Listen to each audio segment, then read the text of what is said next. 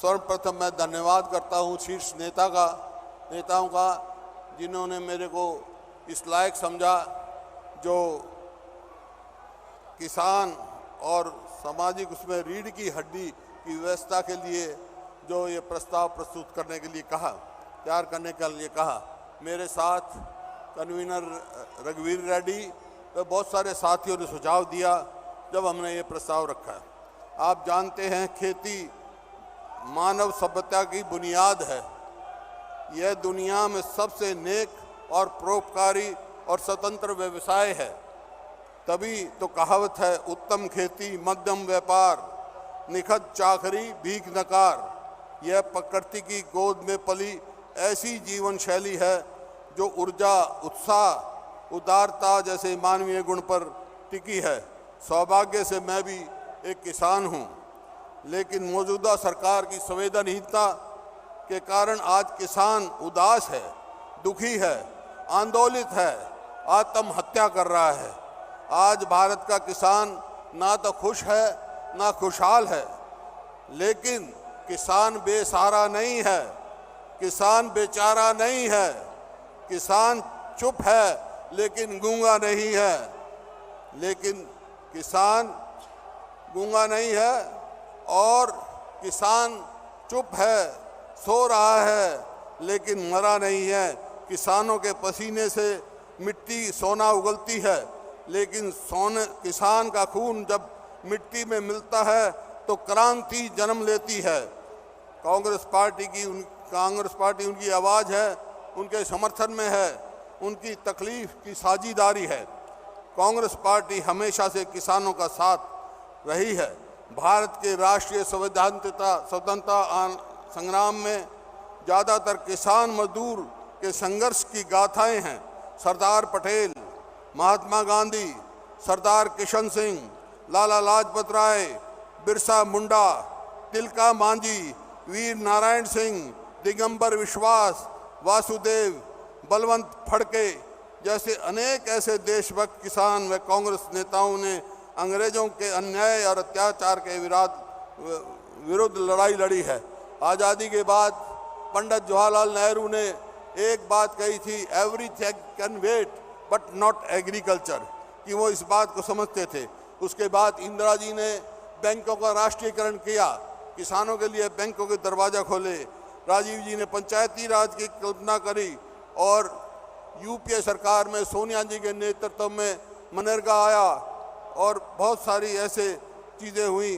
राहुल जी ने न्याय की कल्पना की जो मैनिफेस्टो में डाला, और लाल बहादुर शास्त्री ने जय जवान जय किसान का नारा दिया। जय जवान जय किसान पूरे ग्रामीण का जीवन मंत्र है। जब खेत के किसान वर्दी पहन लेता है तो सेना का जवान कहलाता है, जो देश की सीमाओं की रक्षा करता है। किसान देशवासियों को भूख से बचाने के लिए खेतों में पसीना बहाता है, और जवान देशवासियों की जान और सम्मान में दुश्मनों की उससे बचाने का सीमा पर अपना खून बहाता है। आज विडंबना है कि मौजूदा सरकार जवान विरोधी अग्निपथ और किसान विरोधी नीति लेके आई है। आपने देखा, किसान का आदिकाल प्रकृति से संघर्ष कर रहा है। वो सूखा, अकाल, ओला पाला, बाढ़, बीमारी, कीट पक्षी, पशु, जंगली जानवरों से ताकतों से लड़ता रहा है। लेकिन अमृतकाल में उस मनुष्य की लालची प्रवृत्ति और मंडी की शोषक शक्तियों से भी लड़ना पड़ रहा है। किसान जो है, किसान कल्याण के लिए ये आवश्यक है कि यह किसान के प्रति दृष्टिकोण बदलना होगा।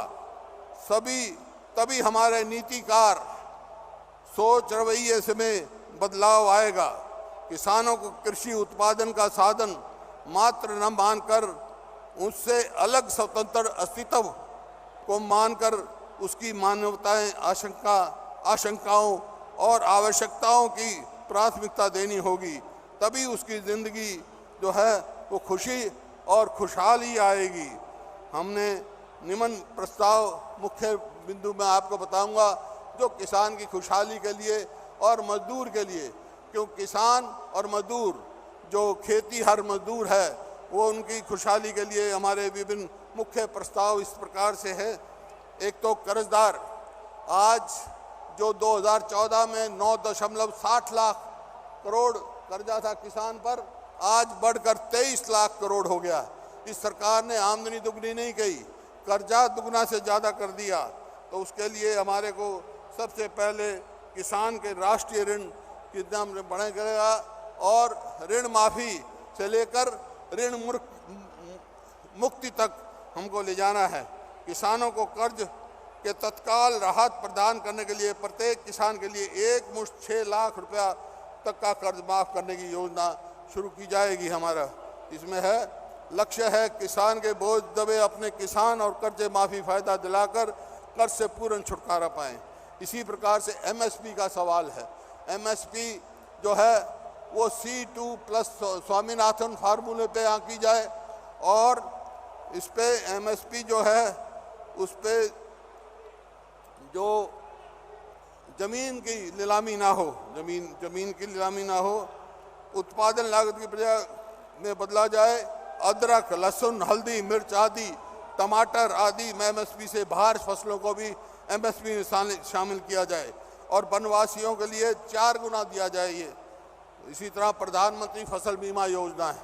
प्रधानमंत्री फसल बीमा योजना तो एक कंपनियों के प्राइवेट कंपनी है उनके मुनाफे में बदल गया। 34,000 करोड़ मुनाफा कमाया उन्होंने। तो हमारा सुझाव है कि ये प्रस्ताव है कि इसको पब्लिक सेक्टर में लाया जाए, नो प्रॉफिट नो लॉस पे, और कंपनियों को घाटा, इंश्योरेंस कंपनी को घाटा की वजह हो तो रिवॉल्विंग फंड बनाया जाए और फसल के नुकसान का आकलन सरकार करे, बीमा कंपनियां नहीं, ताकि बीमा कंपनियां द्वारा समय पर पर्याप्त मुआवजा सुनिश्चित किया जाए। भूमिहीन खेती मजदूरों के हितों की रक्षा के लिए उनके मुआवजे का भी हिस्सा उसमें रखा जाए, ये हमने कहा है। इसी प्रकार से किसान की आय दुगनी करनी है।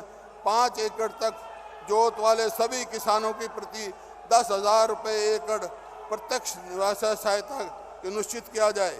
किसान और खेती मजदूर कल्याण के लिए उनके लिए अलग से शिक्षा, स्वास्थ्य आदि कल्याणकारी योजना का फायदा दिलाने के लिए किसान, खेती और मजदूर और काश्तकार की पहचान पत्र उपलब्ध करें।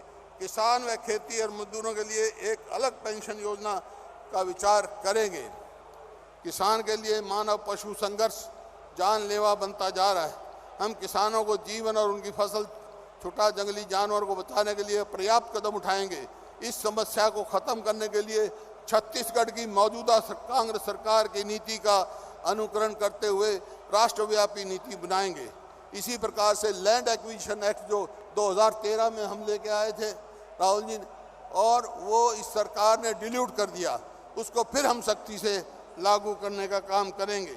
गोदाम और भंडारण बढ़ाने का काम करेंगे। किसानों के लिए जीवन बीमा और स्वास्थ्य बीमा, किसान और भूमिहार मजदूरों के लिए जीवन बीमा और स्वास्थ्य बीमा और न्याय का जो राहुल गांधी ने लाया था वो लागू करेंगे।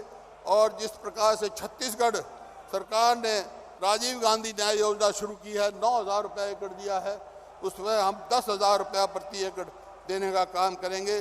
सिंचाई परियोजनाएं हम सब लेके आएंगे। मनरेगा जो सोनिया जी की अध्यक्षता में यूपीए सरकार ने एक अद्भुत फैसला किया था, कांग्रेस मनरेगा का नया स्वरूप देकर उसका विस्तार करके संकल्प लेती है। रोजगार के गारंटी शुदा दिनों में बढ़ाने, मजदूरी बढ़ाने, योजना को कृषि गतिविधियों से लघु सिंचाई, जल निकाय बारी, बंजर भूमि के उठान के जोड़ने का काम करेंगे। इसी प्रकार से जो कृषि का विपणन है, जो आज सरकार FBO बना रही है, वो कंपनीज एक्ट में रजिस्टर कर रही है।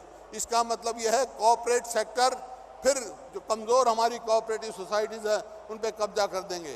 तो FBO की रजिस्ट्रेशन केवल जो है कोऑपरेटिव एक्ट के अंडर होना चाहिए, ऐसा हम कर रहे हैं। उसमें FBO के डाइवर्सिफिकेशन का हम पॉलिसी बनाएंगे और कृषि जो है मूल्य प्रदान के लिए जो MSP to MRP हमारी मिनिमम सपोर्ट प्राइस है, लेकिन उसके लिए जो प्रोडक्ट्स है MRP है उसका डिफरेंस 50% से ज़्यादा नहीं होना चाहिए।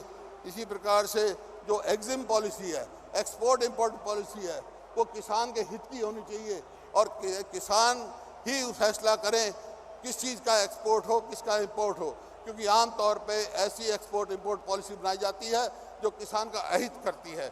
इसी प्रकार से हमारा पशुधन, डेयरी, बागवानी, हरित और सरेत जो फिशरीज है, एनिमल हस्बेंड्री है, पोल्ट्री है, उसके लिए हम बढ़ावा देंगे उस चीज़ में। और सब्सिडी इनपुट जो ये सरकार घटा रही है, लागत बढ़ा रही है, आमदनी घटा रही है किसान की, सब्सिडी इनपुट को हम बढ़ाएंगे। इस तरह रबर के किसान जो हैं, जो रबड़ पैदा करते हैं, वो आज संकट में है। जो नया ये कानून लेके आ रहे हैं उसको हम नामंजूर करेंगे और 250 रुपया जो है प्रति किलो उसका MSP घोषित करेंगे। क्लाइमेट उससे जो चेंज होती है उसमें भी हम करेंगे। निष्कर्ष मेरा यही है कि भारतीय राष्ट्रीय कांग्रेस जानती है कृषि की औसत जमीन लगातार कमी होने से खेती अब भावी पीढ़ी के हिस्से को टिकाऊ नहीं रख सकती। इसलिए हम कृषि के अलावा मानव विकास के बुनियादी ढांचे और रोजगार के अवसर पैदा करने के लिए भविष्य की योजना तैयार करने का संकल्प लेते हैं। संक्षेप में, भविष्य में कृषि को लाभदायक बनाने के लिए 5 सूत्री कृषि कार्यक्रम अपनाना होगा। कृषि उत्पादन में वृद्धि, किसान और मजदूरों की आय में फसलों के उचित उस पे देकर बढ़ाना, किसान आधारित पशुपालन आदि से अतिरिक्त आयु जुटाना, बिचौलियों से राहत, उपभोक्ता और कंज्यूमर में 50% का ज़्यादा डिफरेंस नहीं होना चाहिए। प्रोड्यूसर और कंज्यूमर में 50% से ज़्यादा डिफरेंस नहीं होना चाहिए। कृषि को लाभकारी व कृषि मूल्यांकन बनाने के लिए उद्योग में किसानों के लिए मजदूर व कारीगरों की भागीदारी जरूरी है। इन्हीं शब्दों से मैं जो ये हमारा प्रस्ताव है, रिजोल्यूशन है, उसको समर्थन कर रहे हैं, सबसे मेरा निवेदन है हाथ खड़े होकर मंजूर कर दें उसको, और जो विरोध कर रहा है वो भी खड़ा हो जाए।